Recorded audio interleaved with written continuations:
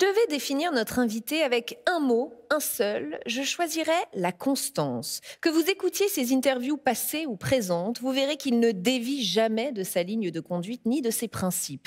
Déterminé à porter dans son art de chanteur, compositeur et interprète un discours d'exigence, de respect et d'indépendance d'esprit. Exigeant, il l'est avec ses textes d'abord, qu'il cisèle en les teintant d'humour et de pudeur. Respectueux, il l'est avec son public, à qui il refuse de proposer des titres moyens ou bâclés juste pour occuper l'espace de la chanson française. Quant à être indépendant d'esprit ou indocile, comme le dit l'un de ses titres, c'est l'un de ses combats face aux discours préfabriqués, face aux courants de pensée à la mode, face à ceux qui parlent beaucoup pour ne rien dire, à tous les micros que l'on veut bien leur tendre. Dire ce qu'ils pensent sans jamais dire aux autres quoi penser. Il est là son point de rupture avec le monde dans lequel nous vivons. Est-ce pour cela qu'il a choisi de vivre loin du microcosme parisien? Est-ce possible d'être un artiste à succès et de refuser les codes imposés par le milieu?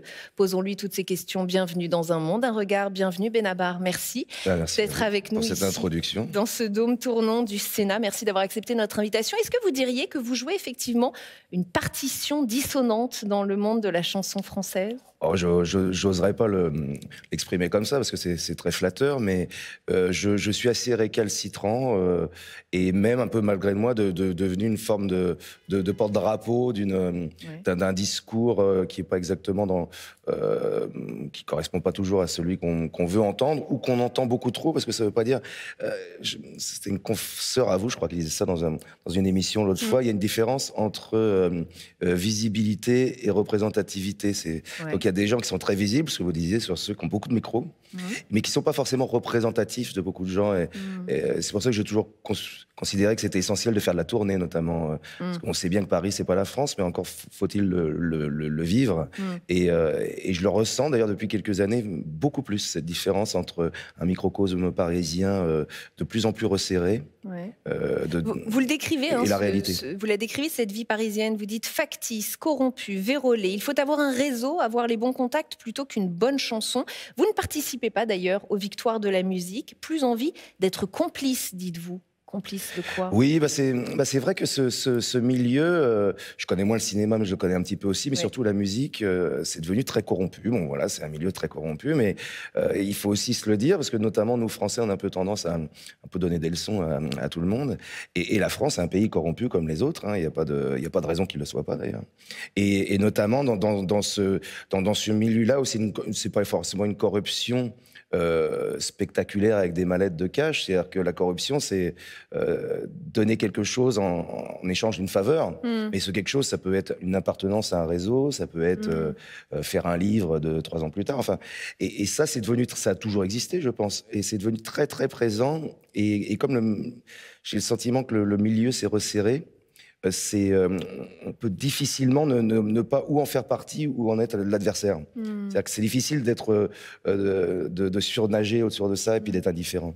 Mais comment vous voulez expliquer? Est-ce que vous diriez qu'il y a un problème dans l'industrie du disque, dans le modèle économique du disque, qui fait plus de place à la notoriété qu'à la qualité ou à la qualité artistique? Oui, c'est-à-dire que c'est ce qui est arrivé, ça c'est assez récent.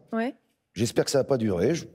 Je ne suis pas le seul à le penser, donc je suis assez optimiste aussi. Il s'est passé un peu ce qui s'est passé un peu avec le cinéma un peu cliché parisien, vous savez, tous ces films que personne ne va voir avec les mêmes acteurs. Et c'est un peu arrivé ça dans la musique, c'est-à-dire où cette petite variable d'ajustement qu'on appelle le public est de plus en plus dérisoire. C'est-à-dire que compte de moins en moins dans un succès Alors on sait, on peut l'acheter en achetant des streams.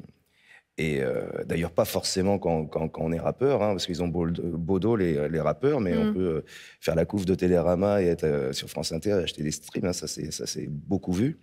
Donc il y a toute cette artificialité qui font que la hiérarchie des artistes, certains artistes ont une importance, une visibilité très importante, et tout ça c'est valorisé en disque d'or, donc un sentiment de succès. et qui n'est pas du tout réel. Donc évidemment, ça met tout ça éclate un peu tout, ça rend tout artificiel. Vous vous attirez des inimitiés en disant cela, notamment Nombreuses. nombreuses, ouais. Notamment puisque vous faites partie de la troupe des Enfoirés. Est-ce Oui. que l'ambiance est un peu glaciale par rapport aux propos que vous tenez publiquement Non, parce qu'en fait, je dis nombreuses pour rigoler, parce que vraiment, je suis pas un lanceur d'alerte. Hein. Ce que je dis, c'est très loin d'être des scoops. Hein. Ouais. Je le dis parce Vous que... faites partie des rares à le dire. Hein, Oui, voilà, souvent parce que moi, je crois que c'est bien de dire les choses, quitte à se tromper d'ailleurs, hein, je peux dire aussi des bêtises, hein, la langue de bois, c'est trop ennuyeux, et puis je fais attention justement à pas condamner un tel ou un tel, c'est plutôt un système et qui est réel, c'est-à-dire que par exemple, aux Enfoirés, au contraire, 99% des gens sont d'accord avec moi. Est-ce que c'est une évidence? Et ce qui pose un problème, c'est pas uniquement de dénoncer pour dénoncer, parce que qu'une petite caste prospère, il faut encore qu'une autre soit dominée et écrasée. Et c'est ça qui pose un problème, parce que sinon, moi, chacun fait ce qu'il veut, et ça me regarde pas, sauf quand on empêche d'autres d'exercer. Et comme j'ai la chance de faire partie de ceux qui existent un peu médiatiquement, je l'utilise aussi pour en parler. On continue de parler un peu de ce que vous détestez, puis on parlera de ce que vous aimez après, c'est promis. Les réseaux sociaux, vous dites le règne du mensonge, de l'éphémère et de la désinformation. C'est pourtant au départ une forme d'expression directe, justement brute, citoyenne, qui ne passe pas par justement les grandes institutions et les filtres. Oui, exactement. Mais je suis d'accord avec l'ensemble de ce que vous... C'est vrai qu'il y a le mauvais côté là que vous citez. On est tous, en plus, moi je suis père de famille, donc il y a cette terreur, malheureusement, il y a assez de raisons de l'avoir. Et donc je m'en méfie énormément, mais je trouve que c'est un outil génial, quoi. C'est parfait, ça permet à plein de gens de s'exprimer qui n'auraient pas pu s'exprimer. Alors évidemment, comme tous les outils, ça a plusieurs fonctions. C'est-à-dire une tronçonneuse, on peut couper un arbre, mais on peut aussi découper ses voisins, quoi. Donc c'est le principe des réseaux aussi. Donc je pense qu'il faut être méfiant, mais en effet pas rejeter le truc bêtement. Moi je l'utilise, mais par exemple j'ai pas mes... Vous utilisez vous les réseaux sociaux? Oui, tous les réseaux. Ouais. Et TikTok? Non, pas TikTok. Ah, pas tous les réseaux, donc. Non, parce que ma fille m'a fait comprendre que c'était un peu la honte si j'allais sur TikTok. Pourtant, ça permettrait de vous faire connaître par un autre public. Peut-être, il faudrait que j'y aille. Plus jeune, paraît-il. Mais j'y vais petit à petit. Alors, je me prends de passion pour Instagram, dernièrement. Là, on parle du virtuel, mais de manière générale, vous êtes quand même plutôt dans la vraie vie, avec les vrais gens. Vous défendez le vrai contact, même au sens charnel, j'ai envie de dire. Vous êtes concert, vous êtes très festival. Vous avez dû terriblement souffrir pendant le Covid. Ça a été curieux, alors après, avec beaucoup de réserves, parce qu'évidemment, moi, je fais partie des privilégiés. J'ai passé le Covid dans le Sud, dans une grande maison. Donc, c'était très supportable. Mais c'est vrai que ça m'a... Mais comme beaucoup d'entre nous, moi, je viens de la scène, j'ai commencé par les bistrots, donc c'est vraiment ce parcours-là et ce rapport est indispensable pour moi, parce que c'est un peu la validation de ce que j'ai fait depuis 6 mois à chaque fois. Et ça a été, ça m'a profondément bousculé de ne pas avoir cette validation du public. Ça rendait tout un peu vain, un peu abstrait. Tu reçois une chanson, si personne la chante ou l'écoute, même si c'est Mistral gagnant, ça n'existe pas en fait. Et, ça vous a même fait douter? Oui, sur la qualité de votre art? Ça m'a troublé beaucoup. Ouais. Et puis je pense que ça m'a fait progresser, parce que je travaille un peu différemment depuis le Covid. Pour mieux comprendre qui vous êtes aujourd'hui, il faut remonter à votre enfance et à vos origines. Une enfance tranquille, relativement classique. Petite bourgeoisie de banlieue parisienne, dites-vous. Messe le dimanche, vous avez été enfant de chœur, joueur de trompette à l'église, scout de France. Vos grands-parents vous ont beaucoup marqué votre environnement d'enfant. Je pense notamment à vos grands-parents italiens dont vous parlez souvent. Je ne l'ai pas encore dit, mais votre vrai nom, c'est Nicolini, Bruno Nicolini. Votre grand-mère catholique pratiquante. Vous portez d'ailleurs, je crois, peut-être l'avez-vous aujourd'hui à votre cou, sa médaille de la Vierge Marie. Votre grand-père communiste, tailleur de pierre tombale. On sent que vos grands-parents ont compté dans votre vie. C'est tout votre univers d'enfance qui vous fait défendre les gens ordinaires. Et chez vous, le mot ordinaire n'est surtout pas un gros mot. Hein. C'est vraiment ça qui vous fait parler de ces gens dont personne ne parle, mais vous en parlez. Ben oui, parce que l'ordinaire, pour les snobs, c'est la réalité dérisoire des autres. Mais l'ordinaire, les snobs aussi vivent un ordinaire. C'est-à-dire que l'ordinaire, c'est la réalité, finalement. Et puis, moi, y compris dans la littérature, j'adore le réalisme, le naturalisme. La chanson française réaliste, c'est quand même... On a une grande tradition de cette chanson-là qui raconte quelque chose, y compris chez les rappeurs, d'ailleurs, qui sont ceux qui ont repris ce flambeau-là le lien entre Fréhel et les rappeurs, avec une chanson très populaire, très prolétaire. Ouais. Et moi j'adore ça. Donc c'est une question de goût aussi, de goût, raconter la réalité, et puis envie. C'est leur rendre justice, leur rendre hommage aussi. Oui, ça je l'ai senti sur la longueur, ce côté classe moyenne dont je viens. J'ai compris que ça fait partie des choses qu'on m'a beaucoup reprochées, même si c'était un peu inconscient. Je l'ai compris par la suite. Et en effet, la classe moyenne en France, on le voit, c'est quand même une classe assez maltraitée globalement. Et ce sont les miens. Et donc il y a aussi quelque chose d'atavique, défendre les. Mais vous vous sentez ordinaire ou extraordinaire? Parce que Bruno Nicolini est peut-être ordinaire, mais Benabar, il est quand même un peu extraordinaire. Oui, et puis maintenant, c'est pour ça que je suis très mesuré quand je parle de ça, parce que j'ai une vie de grand bourgeois très privilégié. Je pensais pas à ça, je pensais à l'art, au talent. Quand on vend des millions de disques, c'est qu'on a quand même peut-être un petit côté extraordinaire. Ah, ça je crois pas. Non, je crois qu'il y a vraiment Vous pensez pas?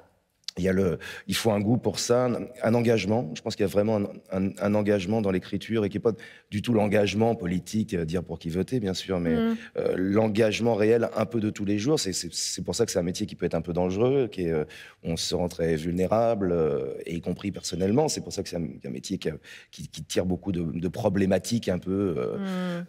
Bon, ça peut être la drogue, etc. Mais aussi, ce sont des choses qu'il faut savoir gérer, encore une fois, sans me plaindre. Hein, parce que à la lueur de celui que vous êtes aujourd'hui, que diriez-vous au jeune garçon que vous étiez? Que lui diriez-vous avant qu'il ne se lance dans la vraie vie, dans la vie? Je lui dirais, je pense que c'est un peu ce que j'ai dit à mes gosses, et notamment à mon grand-fils qui a 18 ans maintenant, donc qui est en plein dedans. Ce que doivent dire d'ailleurs tous les parents, c'est-à-dire valoriser le bonheur, bien sûr, mais le travail, essayer de faire ses propres erreurs, pas faire les erreurs des autres, essayer d'avoir, si possible, quand même un petit peu de mauvais caractère, parce que ça permet cette indépendance. Moi, j'y crois beaucoup, la liberté, je crois pas trop, parce que bon, ça c'est un autre sujet, mais au moins on peut essayer d'être indépendant. Et souvent, quand vous me dites que vous avez mauvais caractère, c'est uniquement que vous avez du caractère, en fait, donc ça déplaît forcément. Alors après, il ne faut pas être le roi des casse-couilles, parce que sinon c'est insupportable à vivre, mais c'est bien de faire ses propres erreurs, quitte à faire des erreurs, encore une fois. Pas l'échec n'est pas quelque chose qui me terrifie, moi, du tout. C'est même quelque chose, je pense, qu'il faut embrasser. Il faut en vivre. Oui. Vous n'étiez pas parti pour faire de la musique au départ. Vous commencez comme technicien, régisseur sur des tournages, puis réalisateur de courts-métrages, scénariste pour la télévision. Vous commencez à écrire des chansons. Il y a eu aussi ce duo de clowns que vous créez, Patchol et Barnabé. D'ailleurs, Barnabé qui est donc l'envers de Benabar. Et j'ai pas trouvé grand-chose sur vos études. Un bac B, un voyage aux États-Unis. Pas d'études après le bac? Non, je savais que j'allais pas faire d'études. Je me sentais pas du tout. C'était pas votre truc? Non, j'ai eu mon bac sans redoubler. C'était un peu le deal que j'avais avec ma mère. Et donc, j'ai jamais redoublé. J'ai eu mon bac, et puis je savais pas trop quoi faire, donc j'ai été apprendre la langue aux États-Unis. Et après, j'étais apprenti photographe, enfin vaguement. Heureusement, je ne suis plus photographe. Et puis après, j'ai commencé à travailler. Je crois qu'il y avait besoin de travailler, de me confronter à la réalité. Mais c'était sans. J'ai eu depuis ce complexe de ne pas avoir fait d'études. Ah ouais? Et alors, vos enfants, vous leur dites de faire des études ou pas? Je leur conseille de faire des études. Et en effet, et j'aurais parlé du côté autodidacte. C'est pas forcément parce qu'on a un peu tendance, vous savez, comme les vedettes qui vont dire à la télé que eux ils étaient cancres. Moi, jamais je me permettrais de dire ça. D'une part, je l'étais pas, mais surtout, ça dit aux gosses. Ça dit, vous voyez, vous pouvez être cancre. Pas obligé de travailler à l'école, quoi.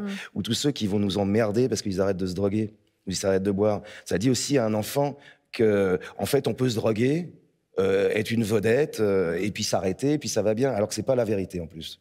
En plus, c'est pas la vérité. Eux, ça les permet de se faire mousser. Et c'est pas du tout vrai. Et je trouve que c'est un poison qu'on déclare aux plus jeunes. Parce que leur truc, c'est d'éviter de se droguer, évidemment, de pas les juger s'ils le font, mais d'éviter au plus vite. On va dire, on peut se droguer pendant une vie, puis après, on pourra dire dans le journal à quel point on en est sorti, etc. Ce sont pas des bonnes choses. Et donc, moi, je me méfie quand je parle d'autodidacte.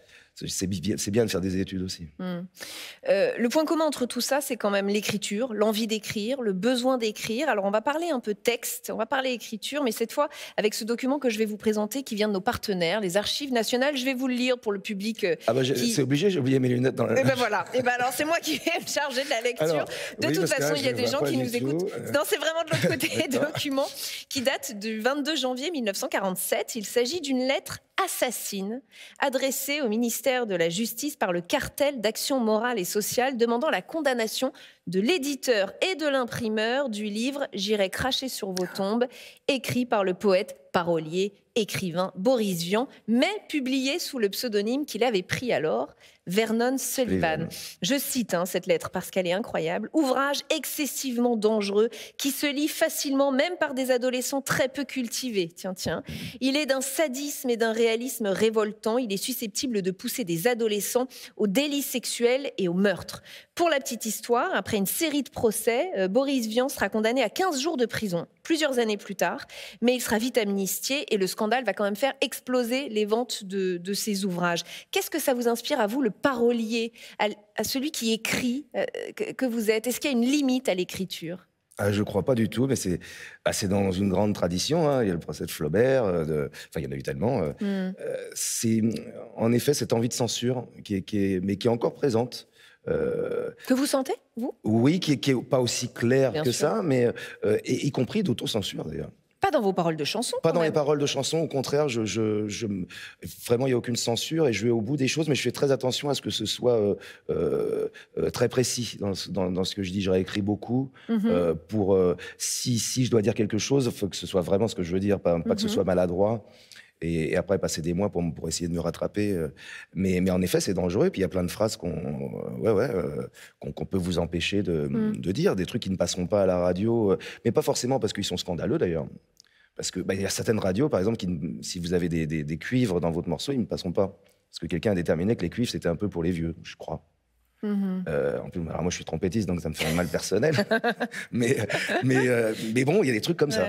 Donc, alors on n'en est pas là, et puis ils ont le droit, hein, s'ils n'aiment pas les cuivres. Il y a un mec qui n'aime pas les cuivres, il n'aime pas les cuivres. Mais c'est vrai, ça fait partie. Et il y a plein de petites choses comme ça. Et en effet, j'ai été, pas du tout quand j'étais scénariste pour H, parce qu'au contraire, là, on pouvait faire ce qu'on voulait. Mais après, depuis, les scénarios auxquels j'ai participé, il y a eu ce problème-là qui s'est posé. Comment vous les caractériseriez, vos textes? De la pudeur, des scènes du quotidien? Comment vous... Est-ce qu'on peut la définir, votre écriture? Je crois que c'est une écriture assez académique. C'est vrai, il y a plusieurs courants dans la chanson. Il y a la chanson dite réaliste qui est très écrite. Couplet, refrain, si possible avec une chute, avec un personnage qui revient, qui se développe de couplet en couplet. Il y a une écriture d'aujourd'hui qui me gêne un peu plus, où il n'y a plus de troisième couplet. Je parle comme un vieux con, mais bon, 53 ans, j'assume. Et parce que le troisième couplet était souvent un peu la synthèse des deux premiers. Enfin, c'est les trois actes en fait du théâtre, en rajoutant, si possible, une morale ou une chute. C'est très classique. C'est très classique tout ça. Mais ça, c'est vrai pour Renaud, pour plein de chanteurs, je sais pas, Thomas Fersen, que j'aime beaucoup, enfin, on est très nombreux. Et puis ça, c'est dans une tradition vraiment de chansonnier, en fait. Si on prend Le Dîner, par exemple, sorti en 2005 dans l'album Reprise des négociations, les paroles semblent toutes simples, mais l'universalité du message est frappante, et c'est probablement ce qui a fait évidemment le succès de ce titre. On s'en fout, on n'y va pas, on n'a qu'à se cacher sous les draps, on commandera des pizzas. Toi, la télé et moi, on s'appelle, on s'excuse, on improvise, on trouve quelque chose, on n'a qu'à dire à tes amis qu'on les aime pas, et puis tant pis. Ce qui est fou dans ce texte, c'est que ce sont des scènes qu'on a tous vécues, tous pensées, et c'est dit, c'est tellement universel. C'est probablement ça qui a fait le succès de ce texte, d'ailleurs. Vous arrivez à formuler des choses que nous vivons tous, mais que nous n'arrivons pas à verbaliser. C'est ça votre force? Peut-être, oui. Moi, j'ai du mal à avoir un regard un peu pertinent sur mon propre boulot. Moi, je sais que je passe beaucoup de temps à me méfier comme de la peste de la poésie poétisante. D'accord. Les couchers de soleil, les couchers de soleil, toutes les imageries, des sujets trop faciles. Je suis malheureux, elle est partie, je suis triste, et toi, est-ce que tu es triste? Tous ces trucs-là qui peuvent être d'ailleurs parfois très bien. Ben oui, parce que ça a été beaucoup fait, très bien fait d'ailleurs, et c'est quand même une forme de facilité. C'est plus difficile d'écrire sur le quotidien finalement. Oui, et puis avec des mots, et puis je crois vraiment que la poésie est aussi dans le quotidien. Moi, c'est pas qu'une posture, c'est que je crois vraiment qu'il y a de la poésie dans un abribus et dans un train de banlieue. Je le pense vraiment dans une brosse à dents. Je le crois vraiment. C'est peut-être ça qui passe. Alors, vous qui aimez les textes, les chansons à texte, moi j'ai envie de vous lire ces paroles et vous allez me dire si vous reconnaissez l'artiste. Et peut-être même le titre, et si vous aimez. Toi, t'es bon qu'à planer. Ouais, je sens, t'as le seum, j'ai la boca. Entre nous, il y a un fossé. Toi, t'es bon qu'à faire la mala. Bébé fait du sale, allô, allô, allô. $1 000 000, bébé, tu vaux ça. Bébé fait du sale, allô, allô, allô. $1 000 000, bébé, tu vaux ça. Ah, c'est pas Yana Nakamura? Mais si, bravo. Exactement, c'est son titre Pouki. Elle est auteure, compositrice, interprète franco-malienne. Et je vous en parle parce que beaucoup se moquent de ses textes, se moquent de sa façon d'écrire, disent qu'on ne comprend rien. Et pourtant, elle cartonne. Est-ce que vous y voyez un paradoxe? Est-ce qu'elle a sa façon à elle aussi d'écrire des choses très simples, du quotidien aussi, des histoires d'amour, des choses comme ça? Comment vous voyez ça, vous qui parlez aussi du quotidien d'une toute autre façon, hein, évidemment? Et puis, déjà, j'ai le sentiment que ça s'adresse vraiment à des personnes qui le comprennent, parce que moi, je comprends pas la moitié en fait du truc. mais c'est passionnant parce que c'est sûr que des mots comme ça finiront d'ailleurs dans le dictionnaire. C'est-à-dire que on le sait tous, la langue française, elle est faite pour évoluer. Mais il faut qu'il y ait forcément du sens ou pas dans un texte pour que vous l'écoutiez. Vous pouvez aussi vous laisser porter par la musicalité, parce que c'est ça, Yana Nakamura, par exemple. Oui. Bah, moi, je décroche assez vite.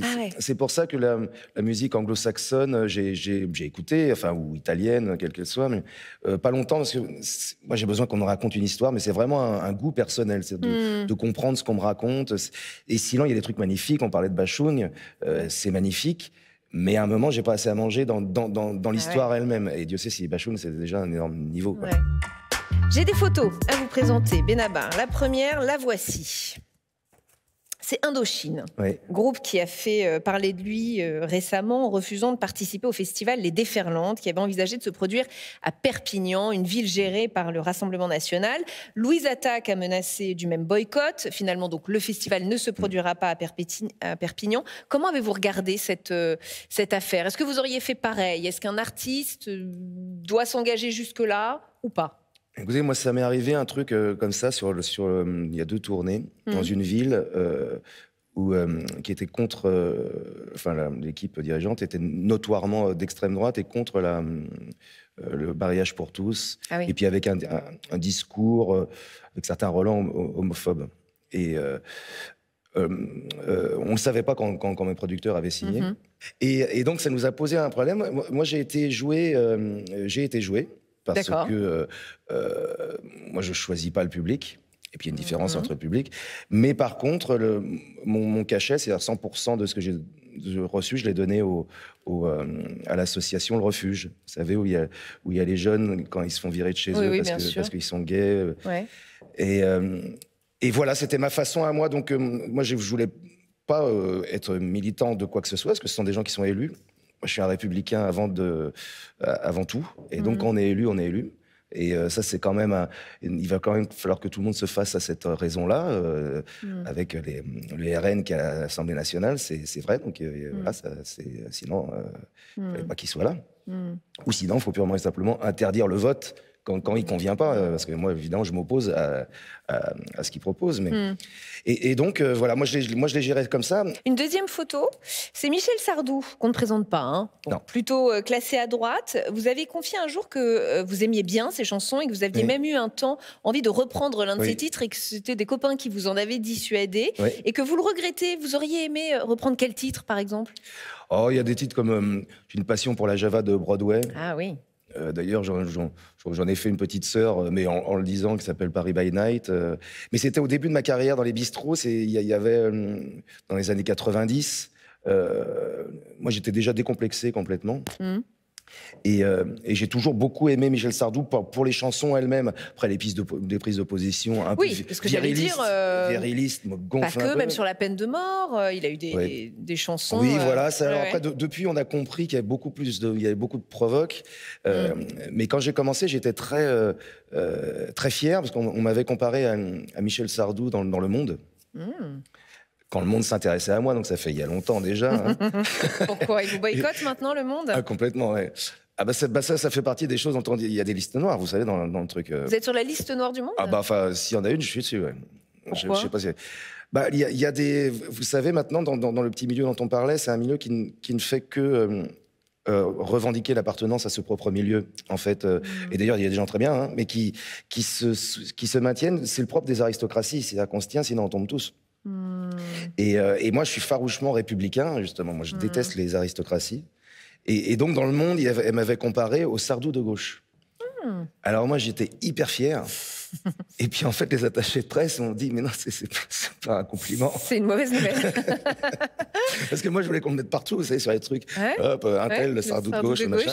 Et non, c'était pas un compliment, manifestement. Mais moi, je l'ai pris comme tel. Et vous n'êtes pas sur la liste noire de Public Sénat, en tout cas, vous le voyez. Merci. Benabar, on arrive à la fin de cette émission. On a une question rituelle qui concerne les statues qui nous entourent dans ce lieu magique qu'est le Dôme Tournon. Nous sommes entourés d'une statue qui représente la sagesse, d'une autre qui représente la prudence, d'une autre qui représente la justice et celle derrière moi qui représente l'éloquence.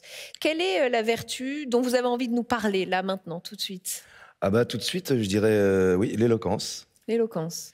Parce que c'est tellement central, et le manque d'éloquence parfois. Et puis ça rejoint aussi quelque chose qui m'obsède, c'est les fake news.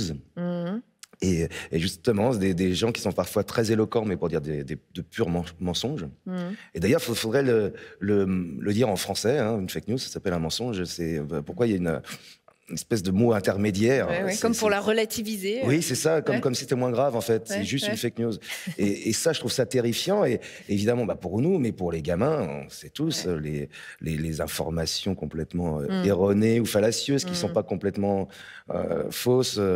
Comme si les gens vous disent « Non, mais il y a du vrai aussi dans ce truc-là. » Bah oui, il y a du vrai, mais c'est comme si on disait un assassin, mardi, il n'a pas tué. Bah oui, il n'a pas tué. Oui, il y a du vrai, mais c'est pas un assassin 24 heures sur 24. Si on est un menteur aujourd'hui, le monde médiatique, c'est un jacuzzi, quoi.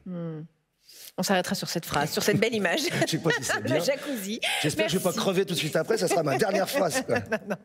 Merci en tout cas, merci beaucoup Benabar d'avoir été notre invité dans cette belle émission. Merci à vous de nous avoir suivis comme chaque semaine. On se retrouve et n'oubliez pas que cette émission est aussi à retrouver en podcast. Merci, à très vite sur Public Sénat.